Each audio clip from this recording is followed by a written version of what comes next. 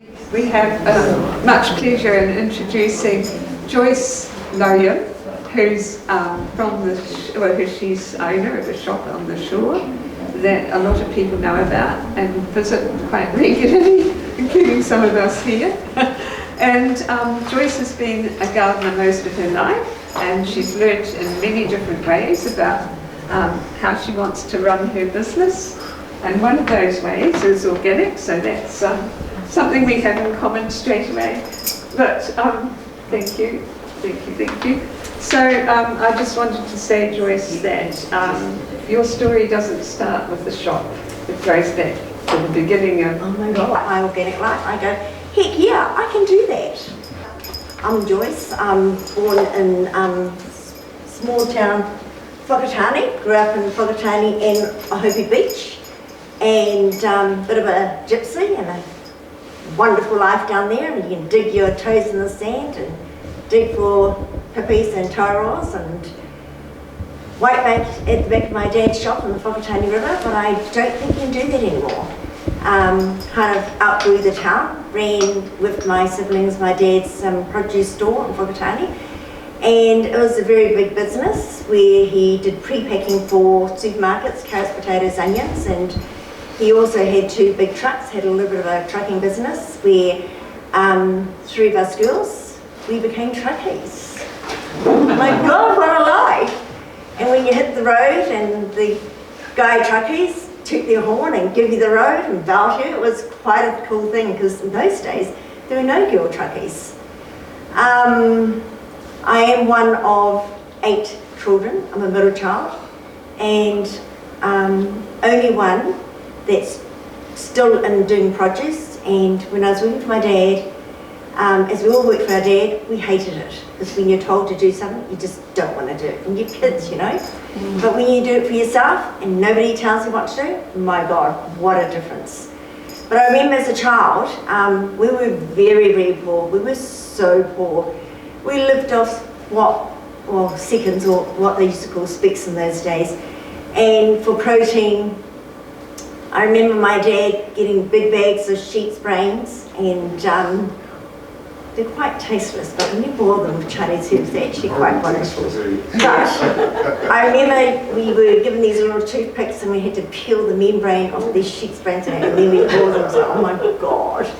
And you know, as Chinese kids, you didn't have a voice. You were just obedient, you know? You knew nothing else, and that was what it was. Lucky it wasn't tried. Had that too. So we were brought up on animal organs, and which are really good for us now because now they're really expensive, and whatever we need in our body, the organs and so on, is what our organs need, so we should be feeding it. And I have very clear memories of the big 20-kilo bags of chocolates, and like they were still had feathers. You could see the blood on it. I can still smell it to this day. Big 20-kilo bag of chipfoots, and we'd split them into buckets. We'd clean them, boiling water, clean them, clean the blood off, take the hair off, and scrape the skin, and then we'd boil them with peanuts and some other organic ingredients. So when you boil the chipfoots, they're very high in collagen. That's why now I don't have to go to LA to get my Botox in a couple of years. Yeah. And you boil it with peanuts, it's actually good for prevention of arthritis.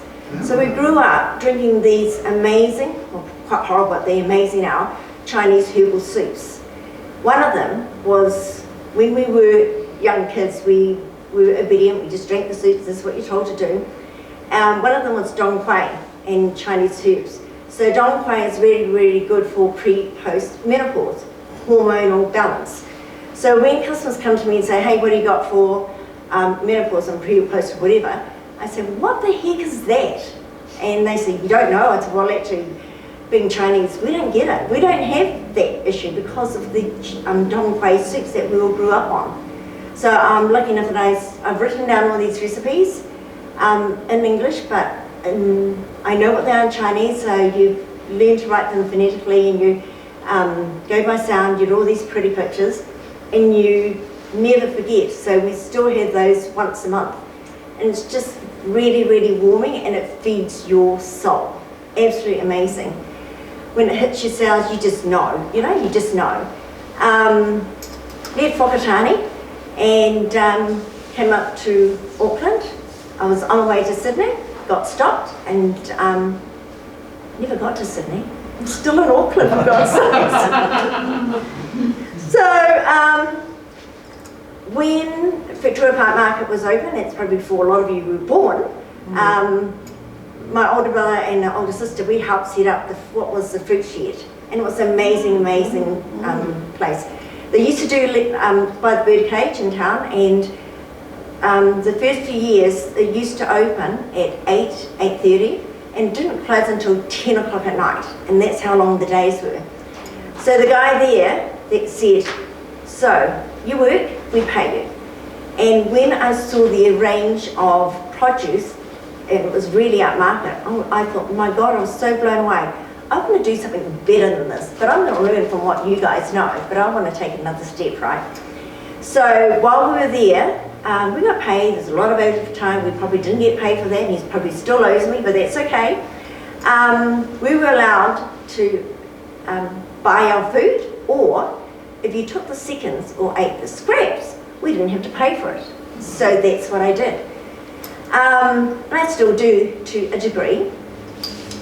When I went flatting in Auckland, I used to live off $50 a week. That was $33.50 for my rent, my power and my gas. And all my food was free because I lived with all the scraps, all the trimmings. So I went there, went to a few other stores, and I met my husband. We started off in West Harbour. We were there for 7 years. In our third year there, I was reading the New Zealand Herald weekend paper on Saturday, and I said, look, Takapuna, 5,000 square feet. And I said, I've got to ring this guy. And he says, but he's looking for a liquor shop. I said, I don't care. He can have both. So there's both. And I've never looked back. Really cool landlord who really looks after us, but I also think he's really lucky to have us as an anchor tenant. He might think otherwise. So in our third year there in West Harbour, next door to the old Bio-Gro, that doesn't exist anymore.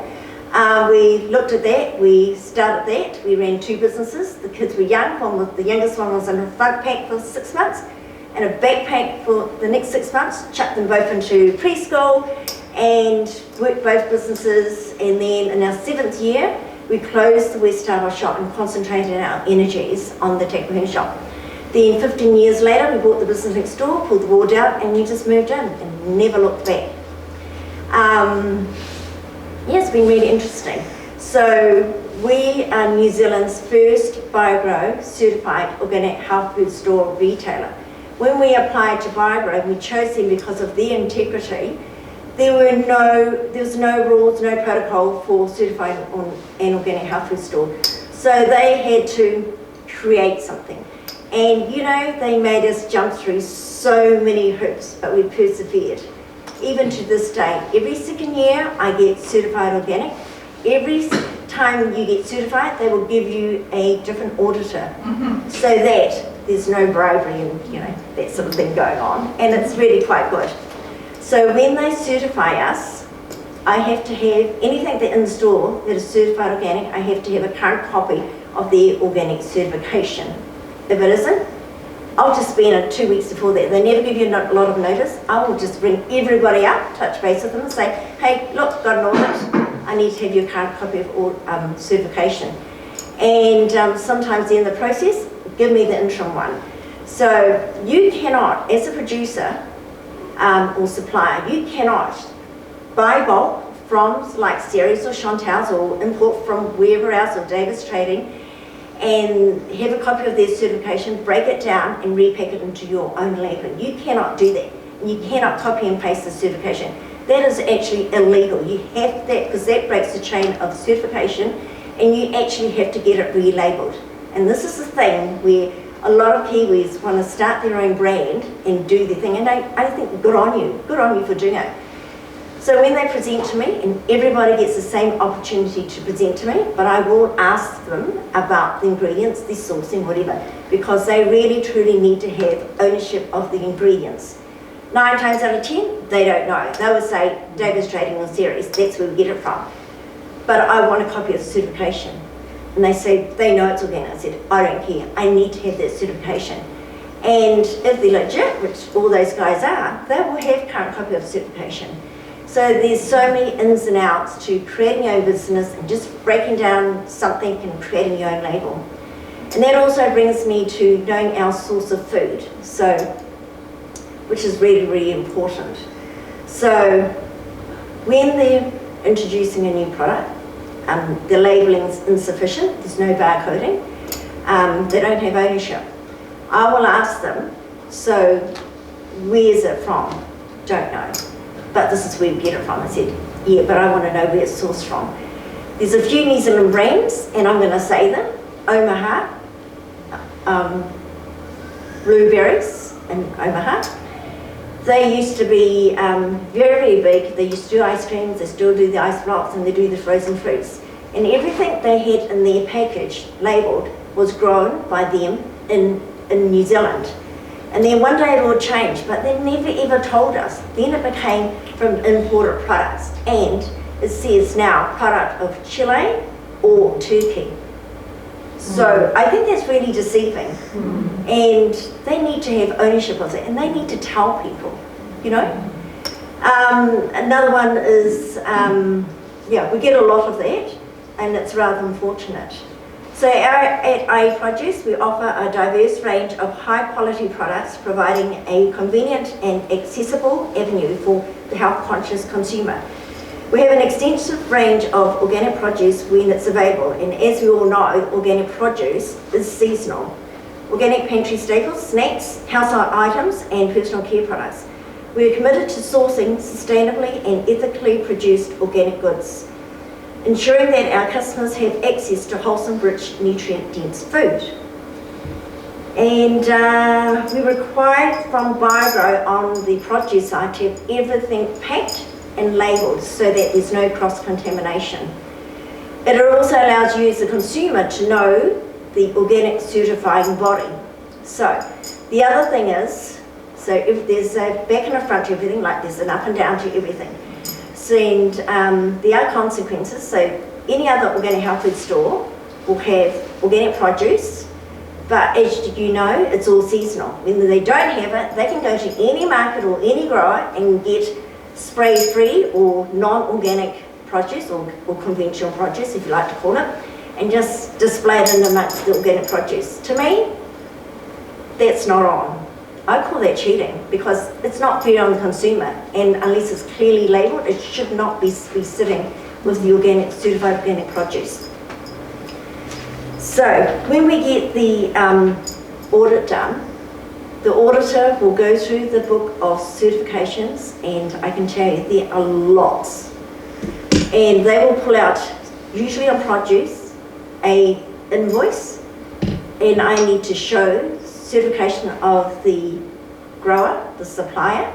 They will see, walk around the store, they will check how many, and weight-wise, or how many items that's on the shelf, how many got in the back room, check my sales, and all those three things have to add up to what's on the invoice, just in case something else is going on. So we don't do that. If that happens, I get my certification pulled, and over the 20 years it's cost me thousands of dollars to get certified. The audit takes about 3 to 5 hours, so I'm with that auditor for that 3 to 5 hours totally. We never leave each other's side. Comes down to even what I use for cleaning products. They need to okay that. It needs to be certified organic. If I change it, I have to let them know. So because we do conventional, it's how we start and brought organic on board 3 years later, we use whatever we use for cleaning the organic side of things right across the shop on our stainless steel workbenches, our display benches and our sinks, because it's just easier. Even down to the chopping board, that's got to be separated. The work area has to be designated, separated, labelled. As we bring the organic produce in, which is pallet wrapped on the same truck as conventional, that has to be separated. It has to be pallet wrapped. It's unloaded first, and it's in a designated labelled area in the different chillers. So there is no cross-contamination. Any auditor can come in at any time to do a spot inspection. Yeah, it's pretty tough, but that's what it is. Even down to the knives, the water, the sink, Everything has to be washed down. So we just use what we use on the organic side right across the whole store. It just makes it so much easier. So they walk through the store, they will ask me questions, and I know they're fishing for information. So I guess, you know, they do what they do. They've got a job. And you never get away with a full audit with no corrective action. There's always something you've got to do. You never get away scot-free. And that's okay. Sometimes it's just hoops you've got to jump through. Something you get busy in your work, and things get overlooked, especially on the paperwork side. So, the chillers are wiped down. They're in the chillers. There we have a guy that comes in and puts those film things in for dehumidifying and all the stuff that goes on in the chillers. There we contract the chiller people, refrigeration people to come, and they have a service contract where they have to check everything on a monthly basis, even down to pest control. They want to see, and that was all documented when it's come through, even down to food recall through MPI. All that has to be documented. So yeah, it's pretty thorough, and they check a lot of that. So, why is organic food more expensive than conventional food? Certified organic food is generally more expensive than conventional food for a number of reasons. Organic food supply is limited as compared to demand. Production costs and food are typically higher because of the greater labour inputs per unit of output. So, post-handling of relatively small quantities of organic foods result in higher costs, especially for processing and transportation. And during lockdown, we saw a lot of the very small, unique organic growers close their gardens because people didn't want to work. And the situation was what it was. A lot of stores weren't allowed to open, so what were they going to do with their produce? And these are really, really small guys, and they depend on the small retailers to support them. The cost of transportation. Now, a bottle of kombucha from Perikeri costs $1 a bottle for freight. Never mind the product. This is $1 for one bottle of kombucha for freight alone. Turmeric tonic from Lee is 70 cents a bottle. That's a lot of money. And I don't think freight should be that expensive. People make money. And we also got an online business, and we just charge what the couriers charge on the ticket. You cannot make money on freighting, but people do. Part of the whole issue of why food is so expensive in New Zealand is because some container boats that are coming to New Zealand will offload in Australia, and they turn around and they go back. They don't even come to New Zealand because that stretch of water between Australia and New Zealand is the most expensive stretch of water in the world. So a lot of these smaller items now get air freighted, and air freight is very, very expensive, and unfortunately that cost has to be added onto the product and passed on to the consumer. For the last 2 years I've probably battled every single invoice. Prices just keep going up and up and up. So during lockdown it used to be about $1,500 to $1,800 to ship a container. Then it went up to $2,500. Then it went up to something really astronomical to $18,000, $25,000 for a container. We're seeing that come down by $10,000, but we will not see any benefits of that. Things just keep going up and up and up. There's a guy that supplies with acai, so he's from Brazil to Panama, to Singapore, to New Zealand. But now he's Brazil, Panama, Singapore, Rotterdam. You know where Rotterdam is? Yeah. And then to New Zealand. Yeah, ships just keep going round and round and round. And it's so costly for any of these container boats to sit in the New Zealand waters, whether they're going to be offloaded in Auckland, Christchurch or Tauranga. Now if they're offloaded in Auckland, that's great, but if they're offloaded in Tauranga, then there's extra freighting to come back up to Auckland. It's ridiculous, but that's what it is.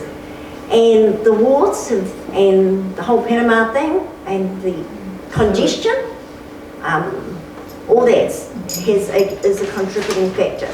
So we actually import something from Australia, I can't tell you what. The total weight is 500 kilos gross weight. The importation fees on that pallet alone, and it's a pretty big pallet, and there is a height restriction, is $2,000. So we have something like custom biosecurity, GST on imports, compliance, ocean terminal handling, because those guys get paid too, right? BACC application processing fee, broker deferred account.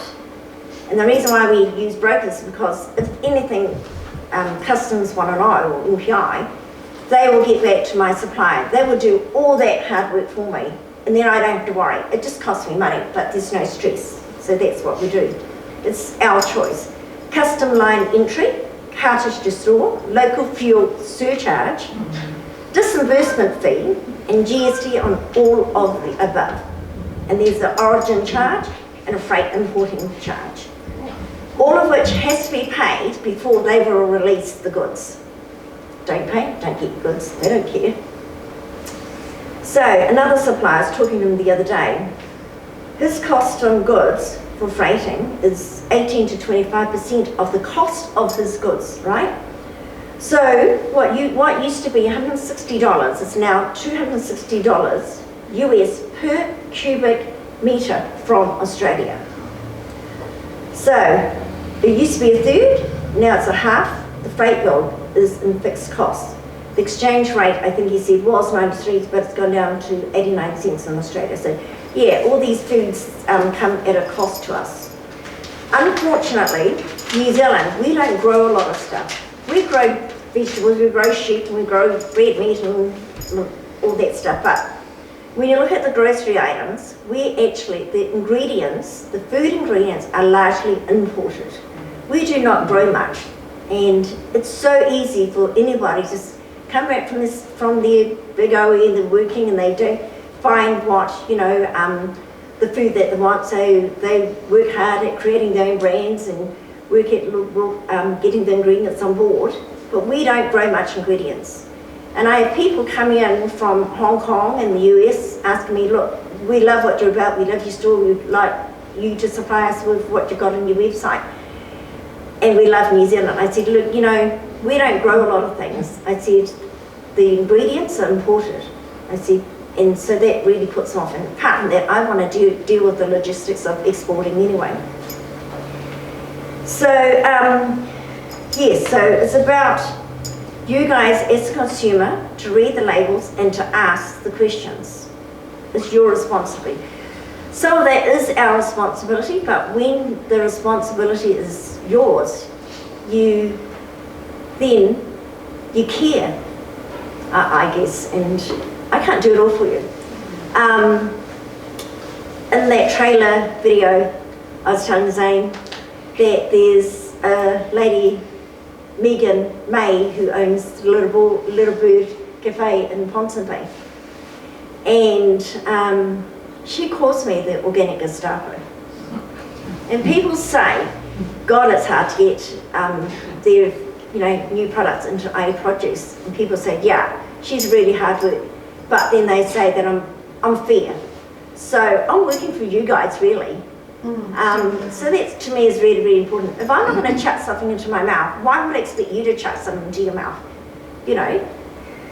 So yeah. Joyce, so could you give us an idea of the percent of local for fresh produce versus for Say that again? groceries? Can you give us an idea the sort of percent of your stock that's local, like the fresh produce that's local rather than imported, and the same with the groceries? So in my store, there is and you've been into my store. Yeah. Pretty much the majority of it's imported because people travel and they want stuff. So we do our darndest. And people who are importing and want to create a business, you have to look overseas to bring in, you do your homework and you find out what's missing in the market. And this is what you do. Some things work, some things don't work. But, What about fruit and vegetables? Fruit and veggies, we largely do local. If anything, especially on organic, on the conventional side. But because organic is so seasonal, onions, garlic, bananas of course, apples at a certain time of the year are imported. But you have that choice. So I think that when local is abundant, this is what you need to eat. Yeah. Because on the conventional side, you're not going to want to hear this, but let me tell you. So New Zealand has this, economic relationship with all these other countries, you buy my stuff and we'll buy your stuff. It's just the way it is, right? And people travel, so they demand that, the different markets that we all source, the produce markets all source this and that from. The imported fruit, and well, I'm not sure about that, but I know about the fruit. At the border, it is heat treated. It's irradiated. Now, I was going to come to this later, but since you asked, we all love our mangoes. My God, these beautiful, plump, pink, cheek, blushing, sweet, juicy, tasty mangoes that come out of Australia. It has 4 labels on it. It says, I'm a mango. It has a barcode on it. If you scan that barcode, it will tell you its origin. It will give you its growing history and what herbicides, pesticides, and fungicides are used on it, right? The other one will say something else. The last one will say that it's been irradiated. Yeah. But do you think people see? No, they don't. But if I gave anybody a quarter of a cup of radiation to drink, would you drink it? No. Hell no, I wouldn't. What about things that come in from the States, like the onions? Do they nuke those? Yeah. And do they dip them in malathion or anything like I that? don't know. I don't know, but I know everything gets nuked, as you call it. Yeah. I never do the China garlic because No. I can't trust the Chinese. And it goes black when you cook it. It's a gamma ray, isn't it? Yeah. It's gamma. Yeah. So we have choices. So I'm a firm believer in whether you're doing conventional or organic. Eat what's ever in season, for goodness sake. Eat it in abundance. And does the skin offer any protection? Like, is it better to, for the ones that are irradiated, and You want me to be eating honest? the skin versus a banana that you're peeling, does it make any difference? you want me to be honest? Usually. Honesty is the best policy. I always said I wouldn't do this on film because other people have asked me to do this and I've always said no. And also it would kill my business. But I'm going to be honest and upfront because it is time. And I'm not going to be doing this forever. Maybe not after tonight. It doesn't. You don't see it immediately, but later on I see it. Tell you about a story about bananas. Who eats bananas here? Who eats conventional bananas? Yeah, sometimes No, I'm talking about imported bananas. Yeah. Majority. Because that's all that's usually available, right? It's everywhere you go, right? No matter where you shop. Even in my store. But I do have organic as well. So bananas come in green. But I've been offered that. But freighting is so expensive. It doubles and triples the price of that banana. Yes, I know. I know. It's ridiculous. I would love to have them. I have a secret garden down in Whakatane that grows all this amazing stuff, I can tell you.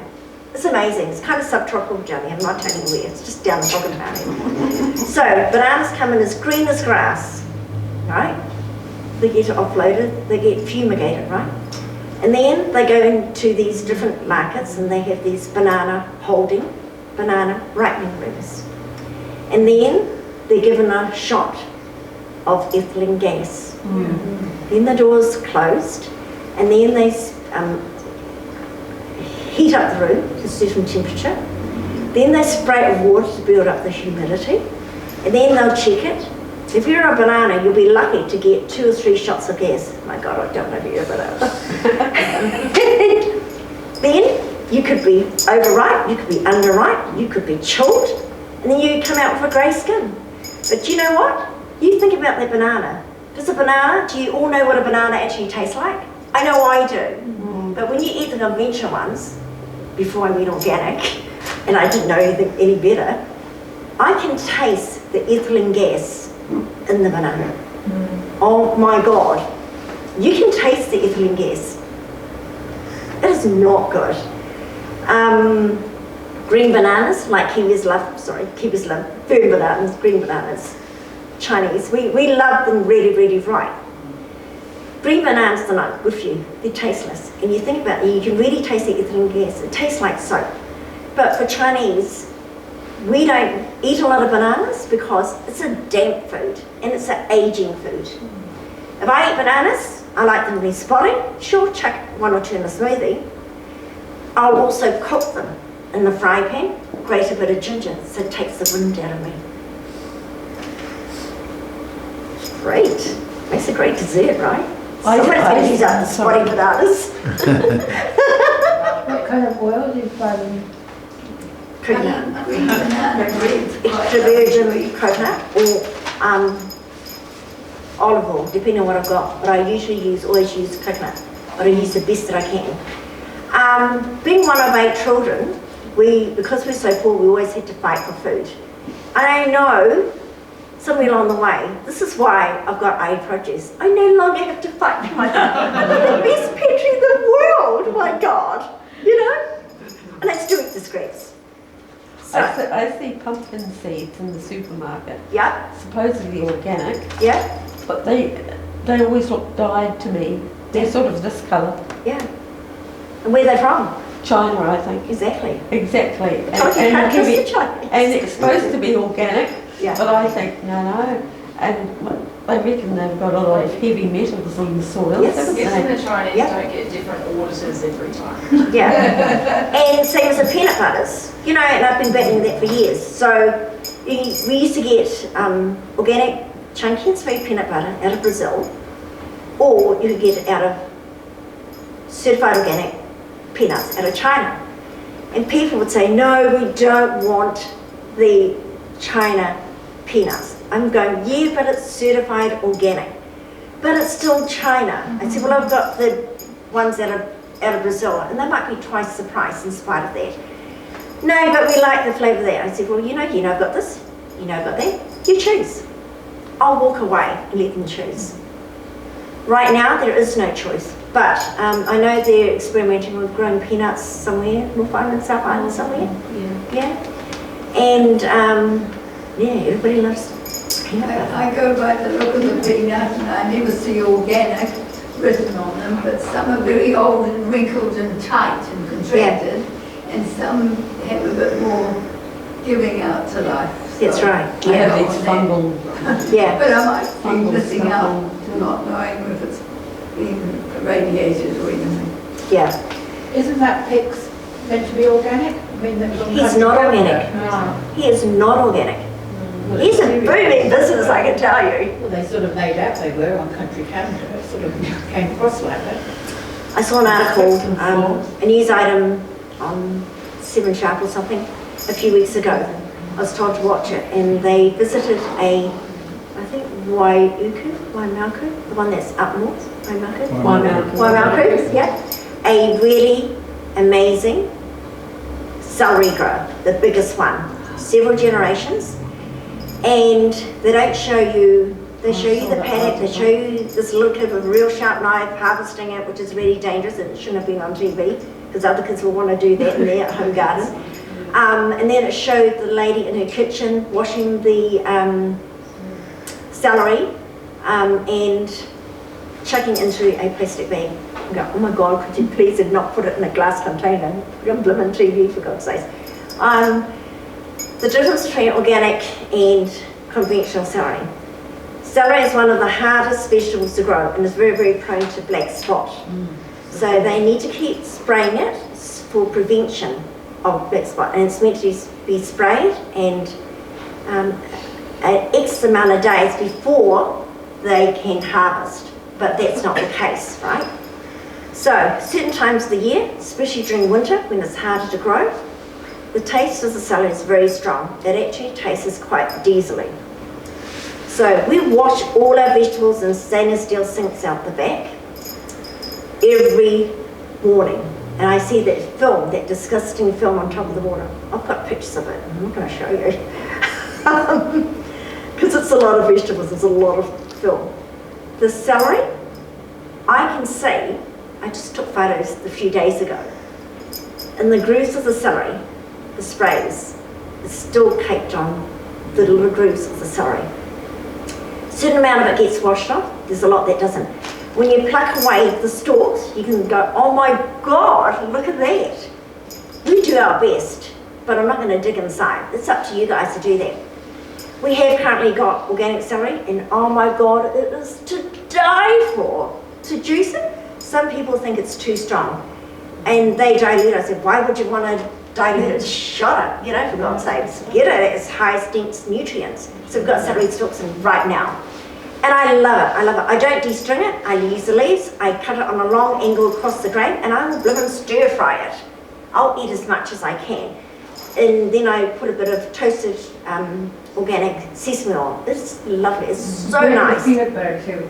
Yeah, yeah. You know the tahini, what about that? Tahini, yeah, it's great. I know, I'm meaning at the source of those. Yeah, absolutely, yeah. The sources of those, they're quite different. They're all supposed to be organic, Yeah. but some have got a lot more oil on the top, Yeah. a lot thinner Yeah, yeah, yeah. amongst Yeah, so the we're company. also, talking about celery, I also have from the South Island, glass bottles of organic, raw, unpasteurised juices, Free Roots Juicery. And they do celery juice in a 200ml bottle, $9.95. But you know, I was doing a bottle, 2 bottles, 3 bottles a day, just to detox my body. Flippin' amazing. Oh my God, you just get so addicted. And you know, I don't make money on that. The freight kills it, but I don't care. I just want to have it here so I can have it in my store so people can have that chance and try it. And then maybe buy a juicer, cold press juice, and start juicing your own, you know, whatever. So yeah, okay.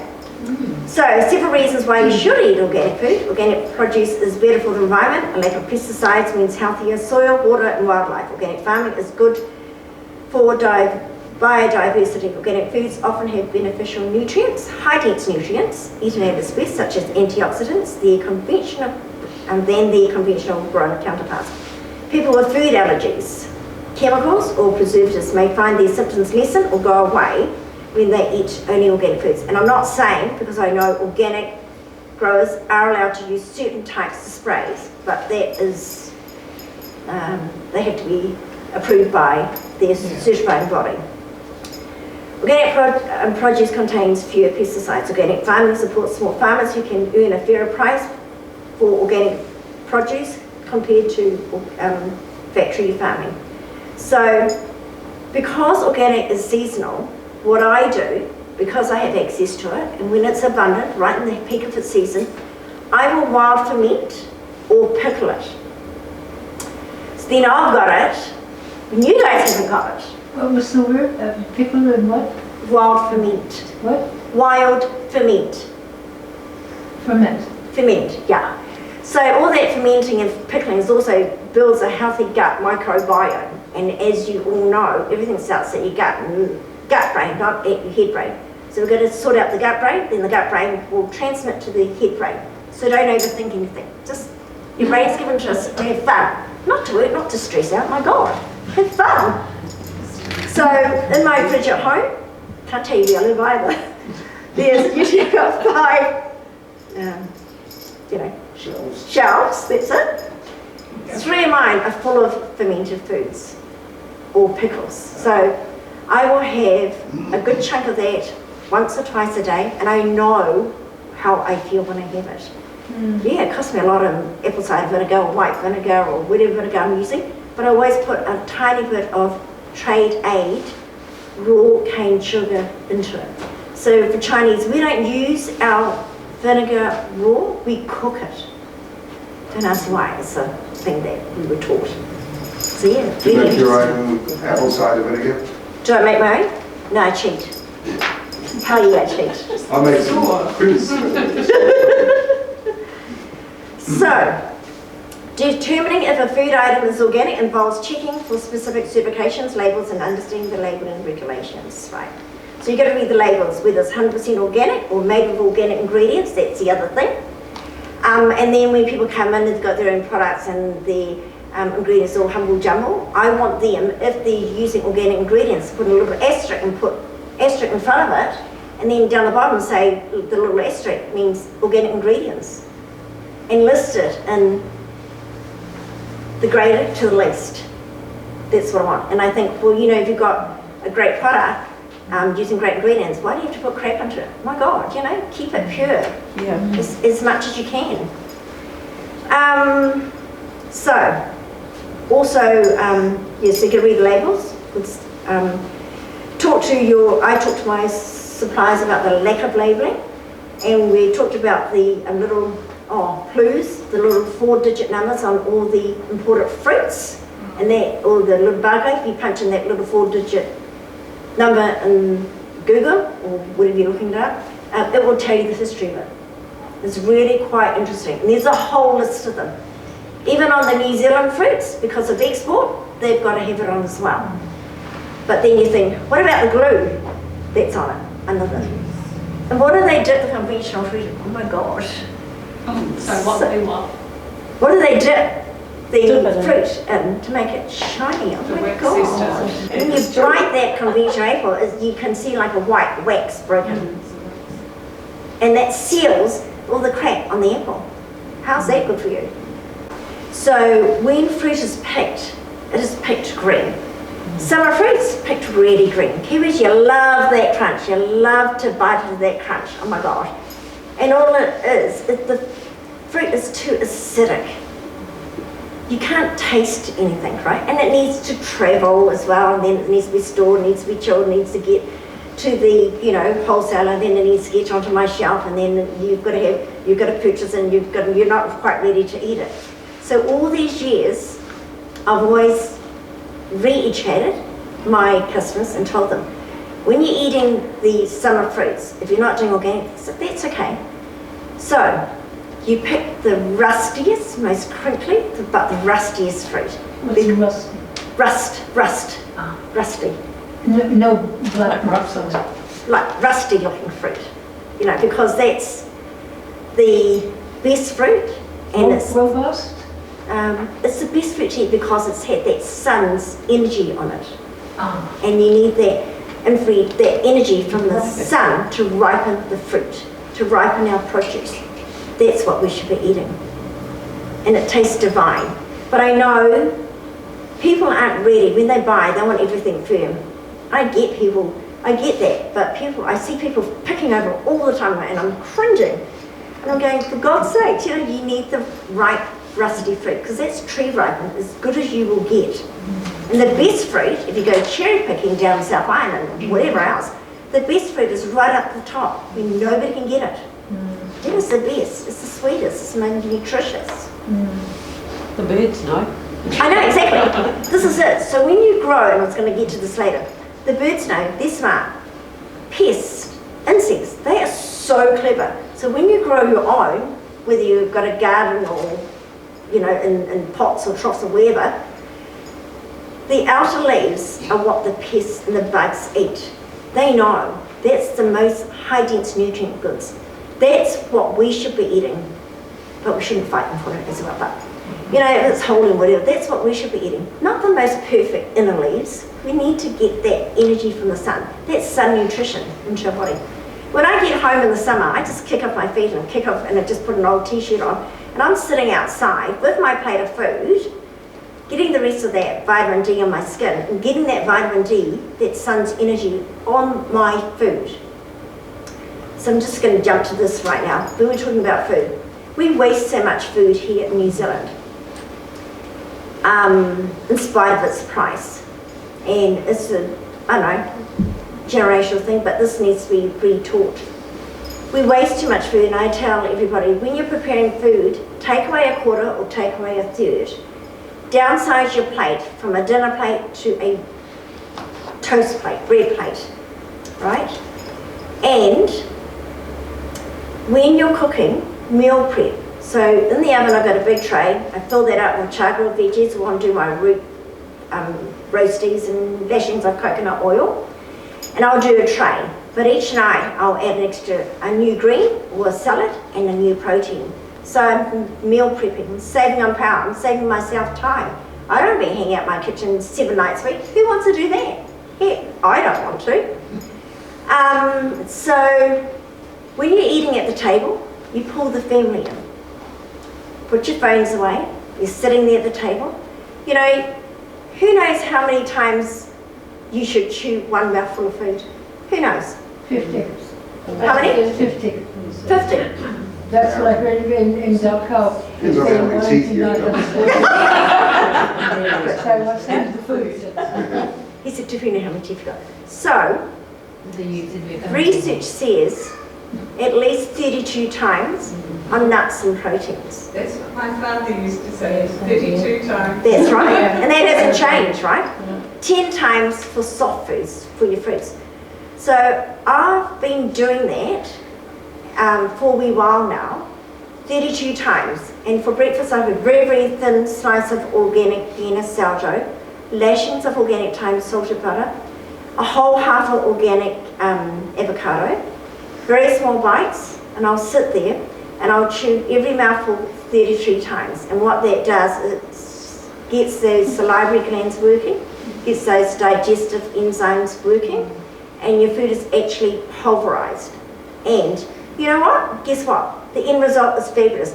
When I poop, it is soft and fluffy. Oh my God, there's no pushing, it's just absolutely amazing. Sheer luxury. Just like poop should be.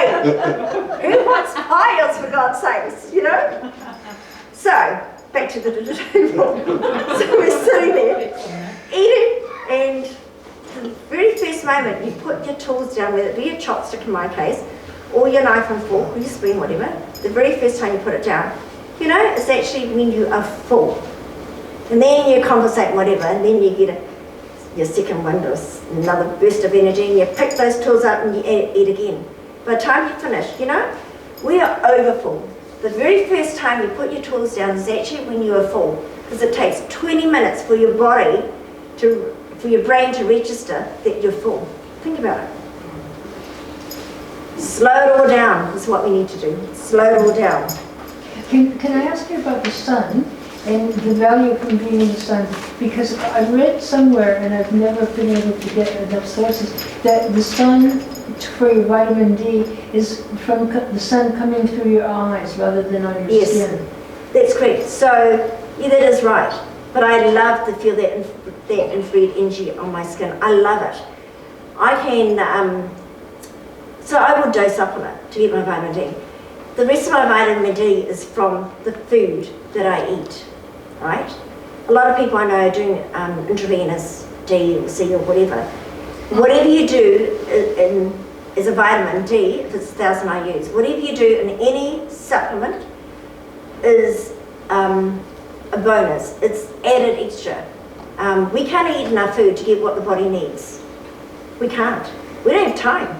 I know I don't. The terminology, understanding the labelling, 100% organic, made with organic ingredients. Ask the supplier, ask if you're at farmer's market, if they've got organic there, ask them, how do they grow?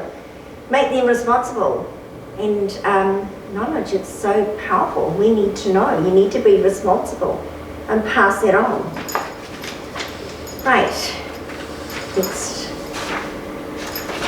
So, benefits of eating food: reduce pesticide exposure, it's nutrient rich, high dense nutrients, no genetically modified organisms, no GMOs, improved soil health, animal welfare, environmental conservation, support local economy, no artificial additives, enhanced taste, lower environmental impact. So, we spoke about all the different little numbers, 4-digit numbers. There's a whole list of them that's available. Should you eat organic produce? It's a high personal decision. It's your choice. People that come to the store, they may well be able to afford it, or they may well not afford it. They'll make a choice whether they want to do just root crops or just tree crops. seasonality, affordability, making those better choices. And there are those who don't have a choice because they absolutely must because of health issues. And yeah, so I think prevention is a big thing, but you decide what you want to do, what you want to give up. You've got to do your own research. If you want to avoid pesticides but can't afford to go organic all the time, go organic. When buying thin-skinned fruits like apples, strawberries and pears. Now, going to jump the gun here again. Opt for organic, opt for conventionally grown when it comes to produce with thicker skins like bananas and avocados. Now, the Environmental Working Group, EWG, every year they put out a clean 15 and a dirty dozen, right? Every year. Some things drop off, some jump to the other side, some jump back. It's quite interesting actually. So, where affordability comes into play, for the dirty dozen, go organic. And for the clean 15, dirty dozen, clean 15, do the opposite. So there's still choices. And you can get those charts off the internet. Genetically modified produce stickers have 5 digits. Sorry, They start with an 8. what is the dirty dozen in clean 15? It's a list of organic fruits and vegetables that the Environmentally Working Group put out every year. You can Google it. There's a list of, they update the list every year. It's the worst, not the dirty dozen are the worst culprits to avoid. Most spray. Lime, celery. Yeah. So what's on the dirty dozen list? Strawberries. Try and go organic. What's on the clean 15, you can do the opposite. So genetically modified produce stickers have 5 digits and they start with an 8, which is corn, soybeans, potatoes, papaya, Hawaiian grown and squash. No matter where you shop, the produce code for banana and all other fruits and vegetables will be the same. And there's the whole list of them. These are all out of my store, they're so pretty. But then there's the glue and everything else that goes with How do it. we get a copy of that? What do we Google or what is No, it? you can go into the supermarket or any store and just pinch their stickers and take them home and look it up. Take So a the photo of sticker, it. they're 5 digits and they start with 8. Sorry? Instead of being 4 digits, they're 5 digits. The, They've got a 8 towards them. And they start with an 8. So, the Environmental Working Group, every year they put out 2 lists, dirty dozen, clean 15. Non-organic produce list is loaded with fungicides that may harm your hormonal system. More than 90% of the samples of strawberries, apples, cherries, spinach, nectarines and grapes tested positive for residues of 2 or more pesticides. 13 to 23 pesticides in at least 1 sample of each of them. 209 pesticides were found in total. That's a heck of a lot in my book. More than 50 pesticides were detected for every type on that list except cherries. Over 100 pesticides detected in kale, collard and mustard greens as well as peppers, hot peppers and bell peppers. And as you may know or not know, your aubergine, your potatoes, your courgettes, your red, green coloured capsicums, your little sweeties, guess what that they are? Poison? Yeah. The poisons themselves. Sayonara. Go organic, grow your own. At least when you grow your own, you know what, you know, you're not putting into it. And if it looks motley, it just doesn't matter. So I've been lucky. When I was a child, we grew up in a quarter-acre section. We had so many fruit trees. We had a pigeon house, we had a chook run. That was not fun. We had a duck run. That was not fun because we had to clean that out and Oh, God. do the food before we went to school, rain or not, but it gave us beautiful eggs. And then we had to use them as protein, and my God, it was such a horrible experience.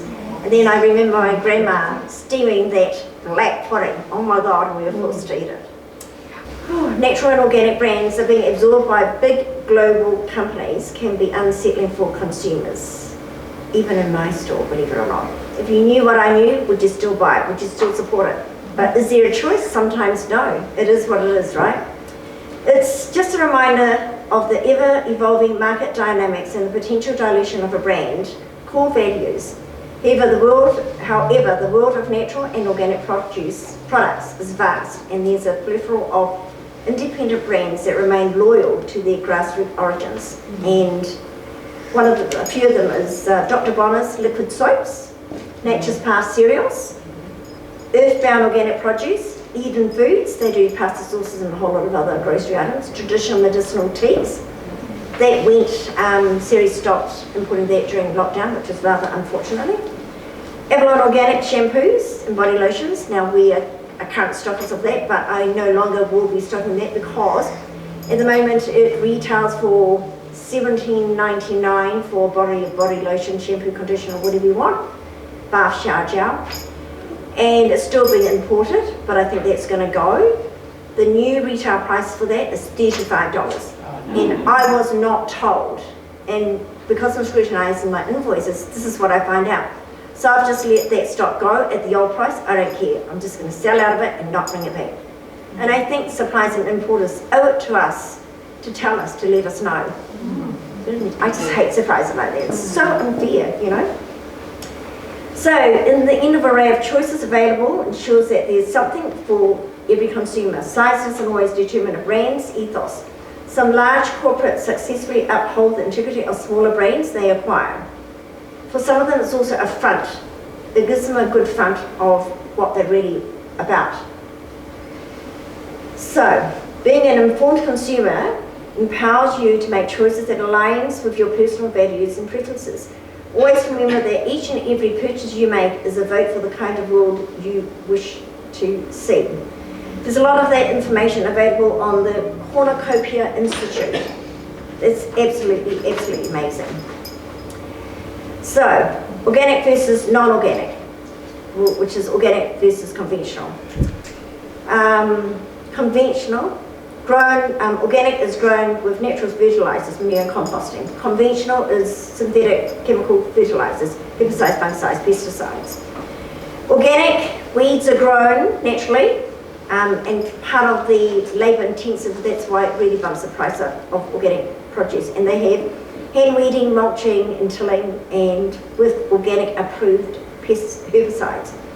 Conventional, weeds are controlled with chemical herbicides.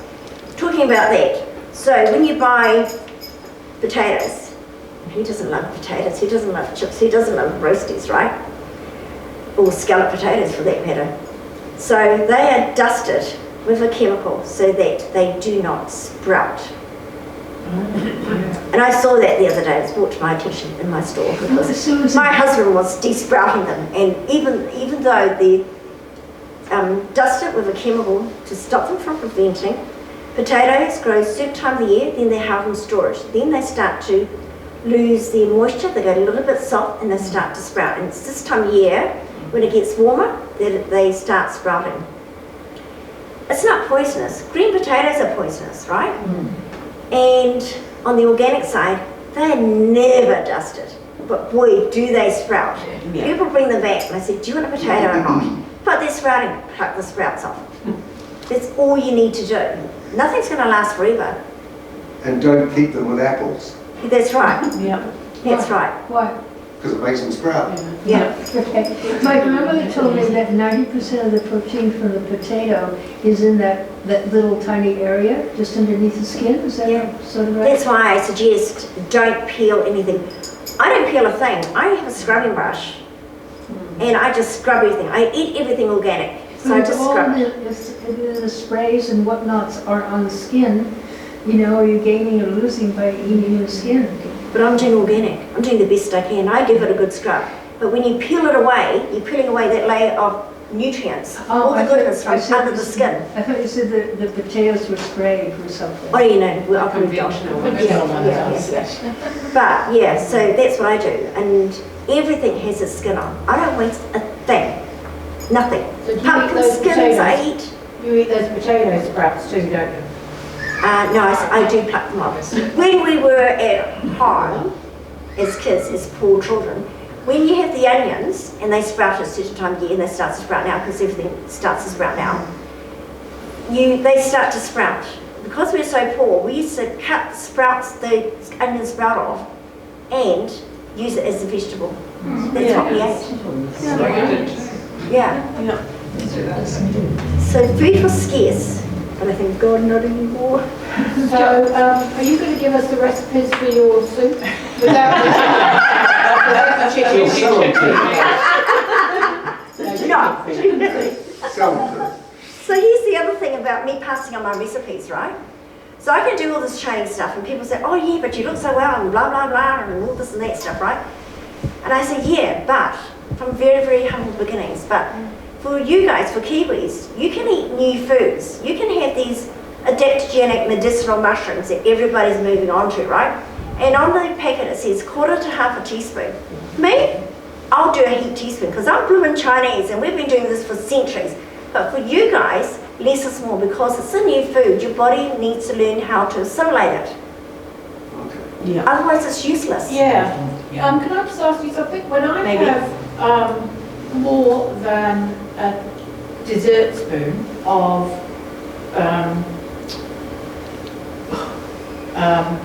what the hell is it? Oh God.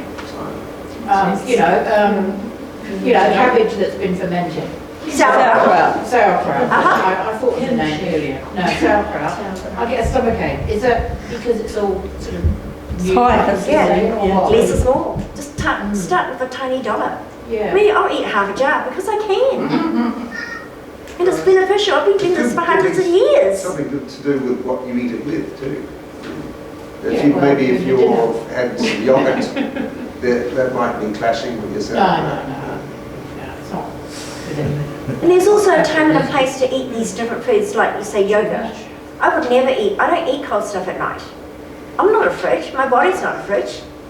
But when I see so many people drinking cold stuff and eating cold foods and they kind of go like that, that's actually your body going to shock. It doesn't even know how to process it. But we just keep doing the same old thing, think, oh my God, it's cold, it's safe, something to save it. But when you think about it, our body temperature isn't that of a fridge. Yeah, that's right. That's why yogurt isn't that great for you. But I do make my own yogurt with raw milk. And I've been doing it for 20 years. It's taken me nearly 20 years to get it right. So if you want raw milk, it's Magnolia Farm, up north somewhere, past Copper. So I've been doing that for 20 years, and I use the body collagen kefir grains. But with the mother, I will say, and you can't recycle the mother any more than 6 times because some of the probiotics, some get weaker, some get stronger. But me, even though I save it, I'll just chuck in another new sachet every blimmin' time.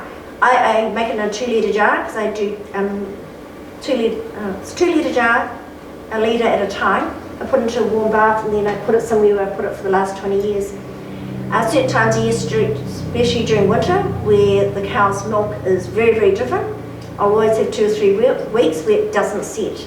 In the summertime, it can take like 5 or 6 hours. Right now, it's like 12 hours. And I love that cream on top, so I mix the cream and then I make my superfood smoothies and all the other stuff that I put into it. And that is my protein. And I make it for certain people that really, really need it. I just love it. I wouldn't be without it. I had a blue spirulina smoothie tonight before I came out. But I've been doing that. I'll have one once or twice a day. One in the morning and one for lunch. I love it because of all the other ingredients that I put into it. And it's a lot. And its use is excessive. So, organic pests are controlled using natural methods, birds, insects, traps, and naturally derived pesticides. Conventional pests are controlled by synthetic pesticides. So, you have organic meat, dairy, and eggs. Livestock, organic livestock are all given organic hormone and GMO-free feed.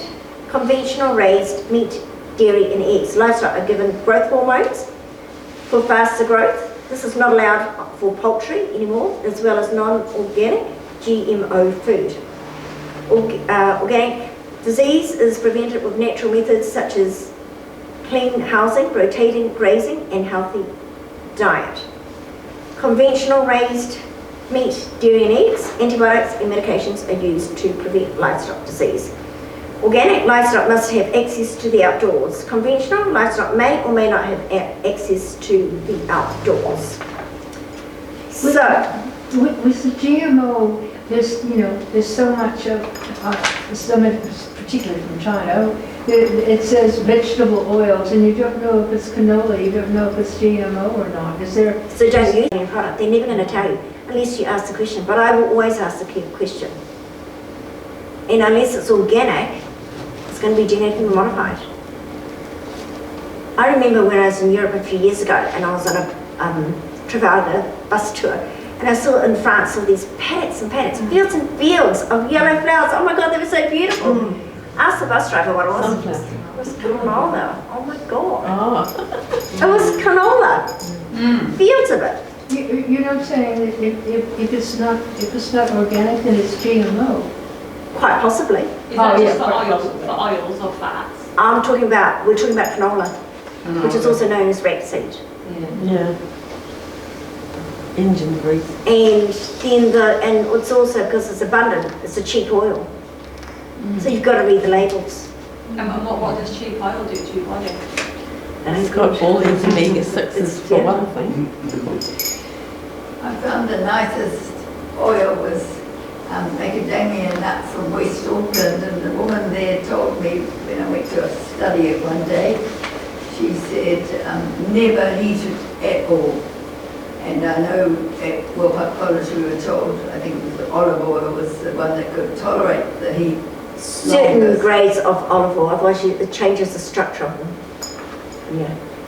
What about avocado oil? That has quite a high smoke point, they say. Should it be does, used? but olivado, they actually have a high heat oil, but then they have a cold press one as well. And none of the olivado cooking oils or the cold press oils are available until later on this year, September, October, because they've got to wait for the new crop of avocados to be pressed. They used to import a lot of the avocado oil from South Africa, but I don't think they do that anymore. Yeah. So 10 reasons to go organic: avoid chemicals, benefit from more nutrients, enjoy better taste, avoid GMOs, avoid hormones, antibiotics and drugs in animal products, preserve our ecosystem, reduce pollution and protect water and soil, preserve agriculture and diversity, support farming directly, keep our children and future safe. So, let's see, we've talked about the celery. I just listed the sprays that they use. So, with the celery, I find it's often very strong, and so I thought maybe it's taking the poisons out of the earth, actually. absolutely, because when you think about celery and strawberries, as a fruit and as a vegetable, they're very, very high in water content. So all they do is suck the crap out of the ground. So, what I've seen in my store for years and years and years, mums come in, it's after school, the kids are a bit crotchety, they want to do the shopping, keep the kids quiet, you buy them punnet strawberries. What do? Here, strawberries, right? Open them out, we'll take the empty container out to the counter and the lady will scan it, right? But do they wash it? Heck no. So, and that's what they're doing. They still continue to, but it's not my responsibility to teach them, to tell them. They'll be highly offended. They'll throw strawberries at me, for God's sakes. But when you get the organic strawberries, and it's a very short window, the organic strawberries, you can have one or two to eat. They're so dense, and it's a very, very dense fruit. When you eat it, you know you've eaten one or two strawberries. When you eat the conventional strawberries, you could eat half a pint before you even know you've eaten a blooming strawberry, for God's sake. And what's that about? But I know, I can tell you by the look of it, the Okini carrots right now, they're very bright orange. Every single one of them is bright orange. So orange. But they're very, very transparent. The conventional carrots, they're grubby, whatever, and they've still got some skanky green top on it, and they're very dull, but they're so orange.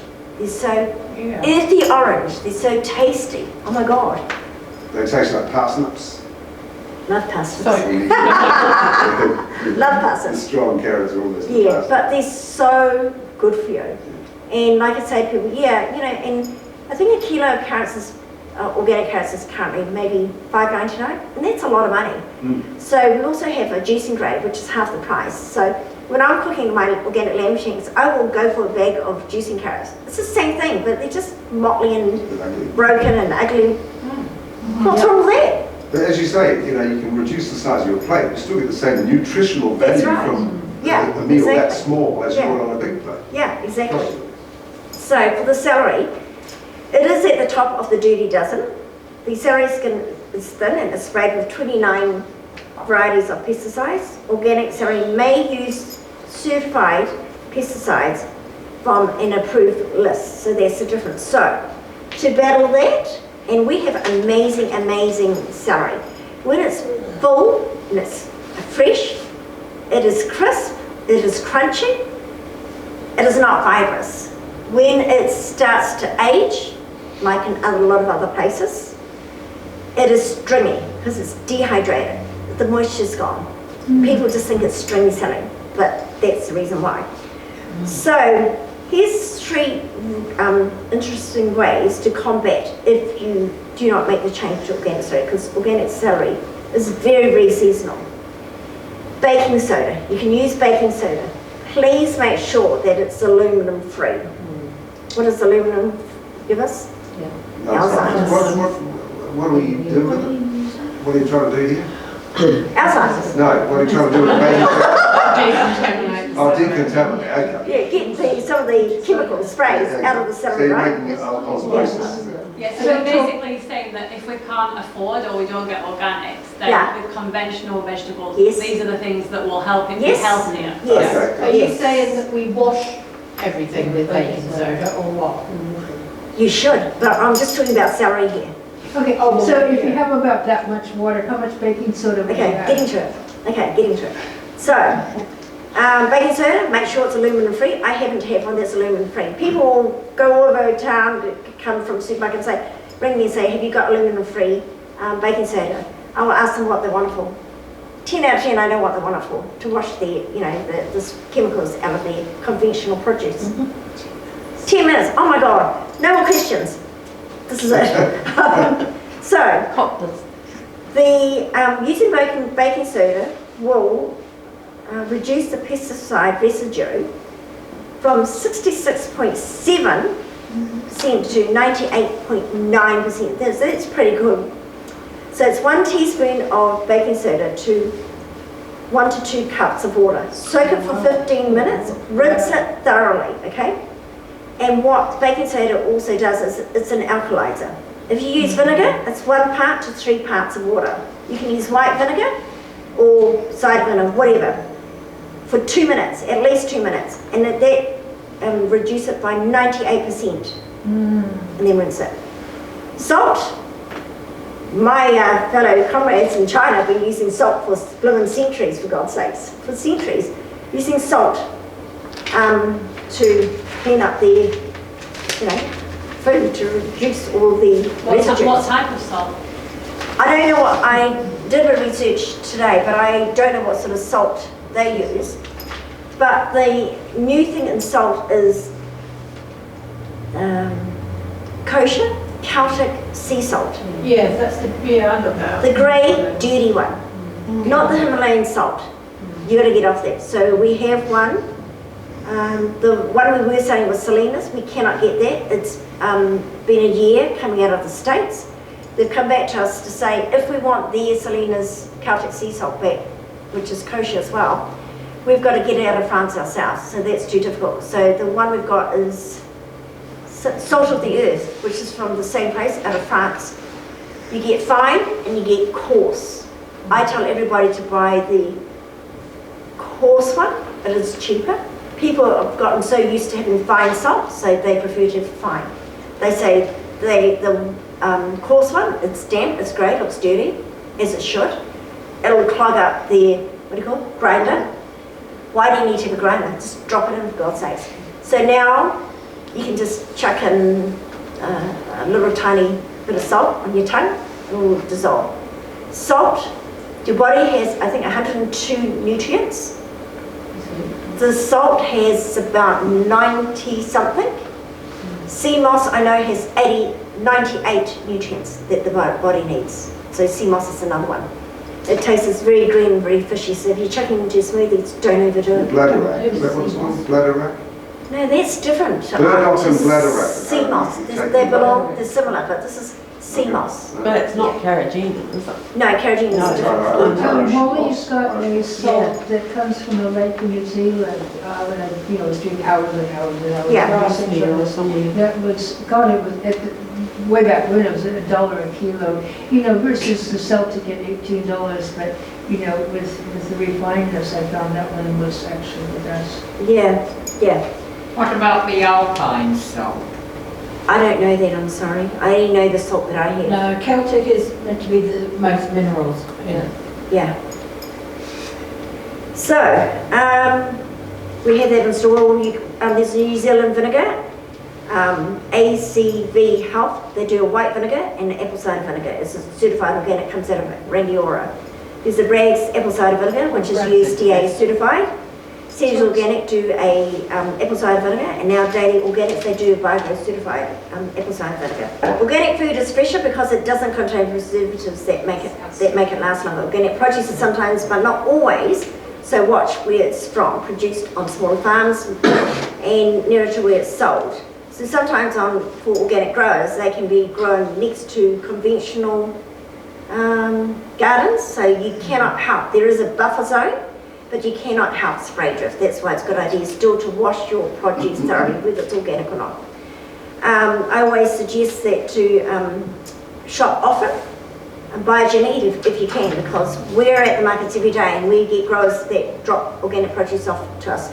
If you're shopping with us, Tuesday to Saturday is the best time. By Saturday, Sunday, everything's been ravaged and it's out of stock.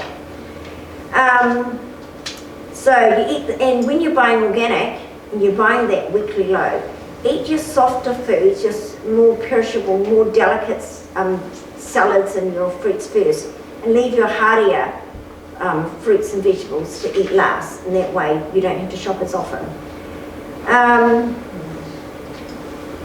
Root crops, don't even peel them, because you peel away the goodness under the skin.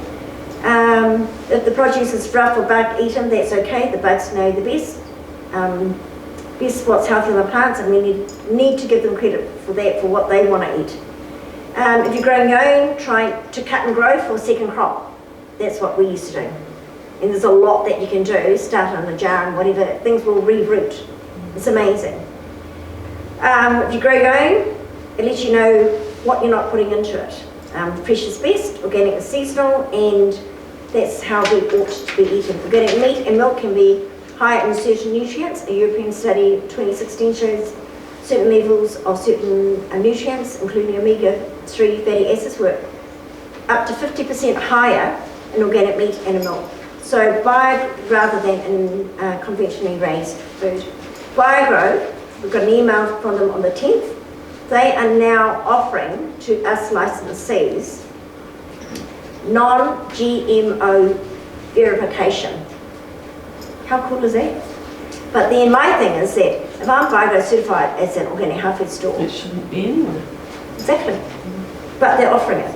There's plenty you find interesting. I'm really hypersensitive, and if I'm buying some food and they scan it, the package, I would be in pain for 20 minutes if I touched it. Tell them not to do it. I have customers. Yeah, I do, but Yeah. I mean, what that's doing to the food, have them type in the numbers, but you're saying it's you scan everything when you sell it, Yeah. It changes. Yeah, changes the it does. vibration. We have people with cancer especially, they don't want the food scan, and that's okay. That just means we've got to punch in the numbers, or we will just run around and get the price. Someone will run around and get the price, and we just yell it through the shop. That's what we do. It's all about keeping you guys happy. It's not about us. But that's cool. That's cool. So you're buying organic food, buy what's in season, shop around. So you get the best bang for your buck when you're shopping organic, apparently. So the Dirty Dozen and Clean 15, it is published every year, and you have a choice. And the water, what sort of water do you drink? And are you drinking out of plastic bottles? Oh my God, I remember drinking a pump bottle, drinking water out of a pump bottle, and it was just about to smack on my lips. I could taste the plastic. And so I stopped selling that water. There are so many different water filters out there, and you've just got to do your homework. There's alkaline water. There's some waters that are really, really high in alkaline, and is that good for us? But it's also Buy a stainless steel bottle. It's a one-off purchase. Straws. Just use it again. Yeah, and there's stainless steel straws, paper straws. What is in those straws that allows it to be waterproof, for God's sakes? There's those everyday things, even like women's, leisure wear. What's in it? And there's certain brands that you can look up that don't have any crap in it. It's amazing. And like underwear, I've only had bamboo ones. And I will fight and get farmers to get me those blooming bamboo from store to store to store and get them delivered to Takapuna store because that's what I want.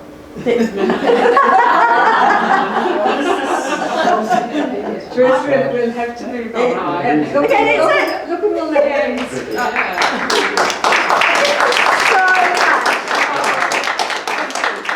I just hope I've shed a bit of light. I think you've... I just one more thing to say about water. So the water I drink is from Japanese technology. It has a ceramic filter, which is a far infrared energy that ripens our produce. It takes 2 hours to filter through 5 litres. Goes through another 6 filtration process. Down the bottom are 2 lots of stones. The red ones are antibacterial. The silver stones are mineral stones. Top thing, you ceramic filter you change every 2 years. The one in the middle, 6 months. The red stones, which are antibacterial, every year. The mineral stones every 5 years. But there's a tap. When you tap it out, there's a 1200 Gauss magnetic spring in there.